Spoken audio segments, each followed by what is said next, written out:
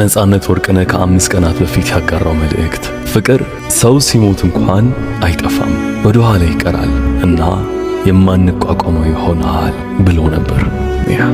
ይህንን ማመን እጅግ በጣም ከባድ ነው። ነፍስ ሰላም ትረፍ፣ ትኖራለህ በልባችን። እኔ እናቴ እንደረገመችኝና እናቴ እንደዛተችብኝ ማንም ሰው አይዝትብኝም። እኔ አጥፍቼ ወንዝ ወርጄ ዋኝቼ መጥቼ ዋና እንደዋኘው ታውቆ ልክ ነህ አንተ ወንዝ በልቶ አንተ አጋንንት አንተ ጭራቅ አንተ ሰይጣን አንተን የወለድኩ ቀን እኔ መቼ እንደተጸነስኩ መቼ እንደተገረዝ አይተኝ አታፈጥብኝ። በዚህ ዘነዘና አናት ሁለት ተርትሬ ደምን እጀለ ለምሰጥ ይሏል። እንዴት ነው ያው መፈጠር ነጠላ ምን ልትወረውር ትችላለሽ? ወንድ አታፈጥብኝ ጭራሽ ባይኑ ቂጤኛ ምግብ ማው ምሳውን ይብላ። አይ አልበላ ብላ በልተ ለትገረፍ ነው ካልበላ አትገረፍ። አይ ማይ አልበላ ጭራሽ ገበታ ገፈተርክ ጉርብስና ትባላለህ እና እንትን አለው ደረጃ አለው። ሰዓት ጥፋቱ አሁን ሰው ቤት አትብላ ትባላል። ሰው ቤት አትብላ፣ ለሰው አትላላክ፣ ይችርቻሮ አታስብለኝ፣ የግዥ እንጀራ ትበላለች አታስብለኝ፣ እዚህ ጋር ገብታሽ እንደዚህ አታስብለኝ፣ በጥራጌ ወፍጮ ቤት ጥራጌ ነው የምትበላው አታስብለኝ። እስቲ ተዋረጥ እንትን ማይ ሟበል ተባለና እዚህ ጋር ደግሞ ትነከታኝ ጥርስ ሁሉ አይቀርም እኮ እና ሰው ቤት በልተህ ከሆነ ያው መንደር ውስጥ አይደለም የምትባለው። ልክ ስትወጣ ወይ በሆነ ትያዛለህ ማለት ነው። ያልክ ትያዛለህ ልጠርገው ና እንደ ባንድ ታውቂዋለ ምንድነው? አይ እንትን ተልኬላቸው አምጪልኝ የወጥ ማማሲያ አለው። ማማሲያ ደረጃ አለው። የወጥ ማማሲያ ከሆነ አነስ ያለች ነው። ከዛ ወንዝ ወርደህ ዋይንተ ነጭ ሆነ መተህ ከተገኘ የአብሲት ማማሲያ አለ። የአብሲት ማማሲያ ደግሞ ተለቅ ይላል ማለት ነው።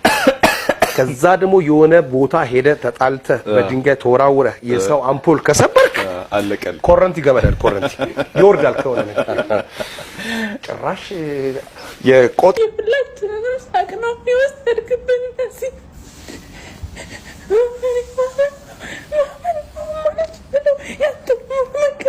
አልችልም ወንድሜ እዛ ጋር ሆነ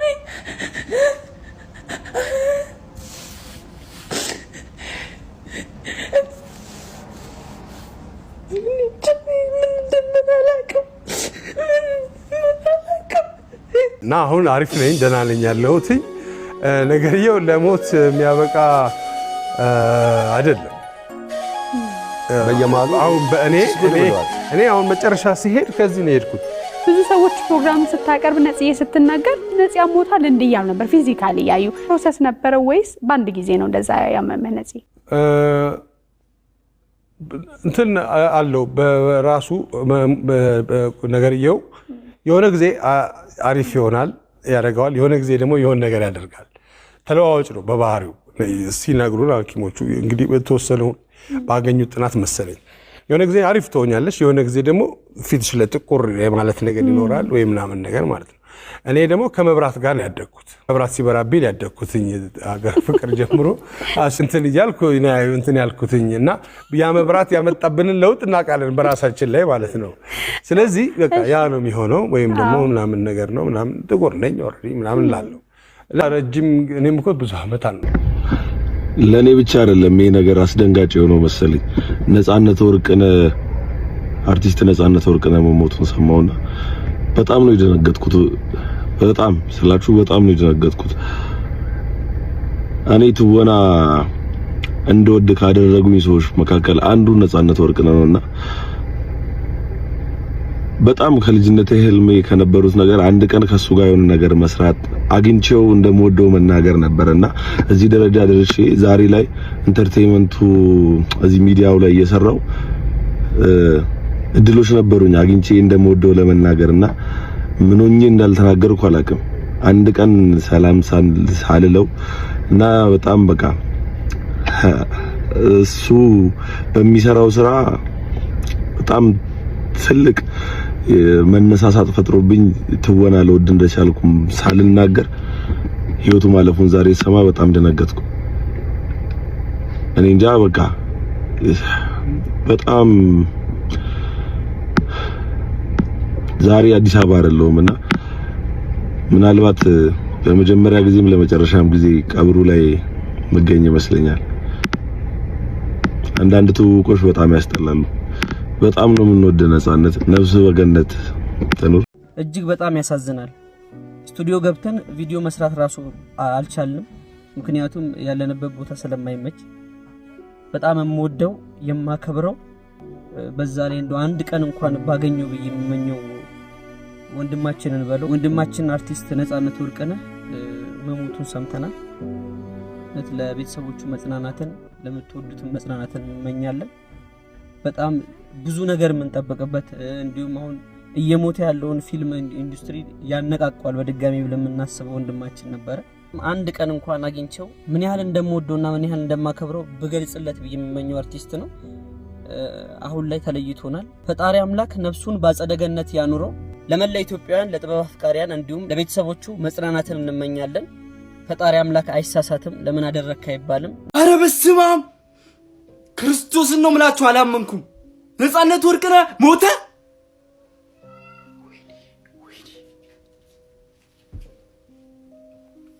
ክርስቶስን ነው ምላችሁ እንደውም አላመንኩም። እግዚአብሔር ነው። ያው ሞት ሁሌም አዲስ ስለሆነ ነው እንጂ እኮ ሞት በዙሪያችን ሁላችንም ይኖራል ማለት ነው። ግን በጣም ነው ያሳዘነኝ ነፃነት ቤተሰቦቻቸውንም ወዳጅ ዘመዶቻቸውንም አላህ ያጽናችሁ። ሙስሊም ክርስቲያኑ ነው የተንጫጫለት። ግን ምን እንደተመኘውለት ታውቃላችሁ? ሙስሊም ሆኖ በሞተ አስባችሁታል? ሙስሊም ሆኖ ቢሞት ያው አላህ ይረሐመው እንል ነበር ማለት ነው። እና መልካም ሰዎች አላቅም፣ ሙስሊሙም ክርስቲያኑም ሁሉም አልቅሶለታል ማለት ነው። ግን የሚያሳዝነው ነገር ደግሞ ያው በልጅነት ደግሞ እንደዚህ መሄድ በጣም ይከብዳል። ገና ልጅ ነው ገባችሁ? እና ለዚች ህይወታችን ለአጭር ህይወታችን ባንባላ ባንጨቃጨቅ ባምን እንትን ባንል መልካም ነው። ሁለተኛ ደግሞ ሰው ሳይሞት ደግሞ ሞተ ብላችሁ ለቪውና ለሰብስክራይብ የምትንገበገቡ ሰዎች ማለት ነው ወላሂ አላህን ፍሩ። እሱ ሳይሞት ገና ታመመ ተብሎ ነው እንግዲህ ሞቷል ብላችሁ አቀናብራችሁ ስትፖስቱ የነበር። እሱ ራሱ መልስ መልሶላችኋል። እስኪ አሁን ምን ተሰማችሁ? ደስ አላችሁ? በሱ ቀብር እናንተ አትገቡ። ነገ ወዲያም እኮ እናንተ ትሞታላችሁ። ማንም እዚች ዱንያ ላይ የሚቀር የለም። ለምንድን ነው ያልሆነ ስተት የምትሳሳቱት? እሱስ እንዲያውም ሙስሊም ክርስቲያኑ አልቅሶ ነው የቀበረው። ገባችሁ? እና ለምንድን ነው ሰው ሳይሞት ስለታመመ ብቻ ለምንድን ነው ሞቷል ብላችሁ የምትፖስቱት? ለዛውም እሱ በህይወት እያለ ገባችሁ? ገን ማለት ምን እንደሚሰማው ተሰቡ። እንግዲህ አንድ ሰው ሳይሞት ሞተ ብላችሁ በሶሻል ሚዲያ ላይ የምታንቀሳቅሱት ነገር በጣም ይደብራል። እና ለእናት ለአባቶቻችሁ እንደዚሁም ለእህት ለልጆቹ መጽናናቱን ይስጠው። ግን እናንተ በጣም ባለየዎች ናችሁ። ምክንያቱም አንድ ሰው ሳይሞት ሞቷል ብላችሁ በዚህ ደረጃ እንትን የምታሸማቅቁ የምትሉ ሰዎች ይህ አግባብ ነው ብዬ አልልም። ሞት ለእኔም ለእናንተም አይቀርም ለሁላችንም። ግን ከሞቱ አሟሟቱ ምን ይዘን የሆነ ምን ሰርተን ሳንሄድ ነው መሞቱ እንጂ ሞት እኮ ለማንኛችንም አይቀርልንም። ሞት ሁላችንም እንሞታለን። እና ከዚህ ተማሩ እስኪ።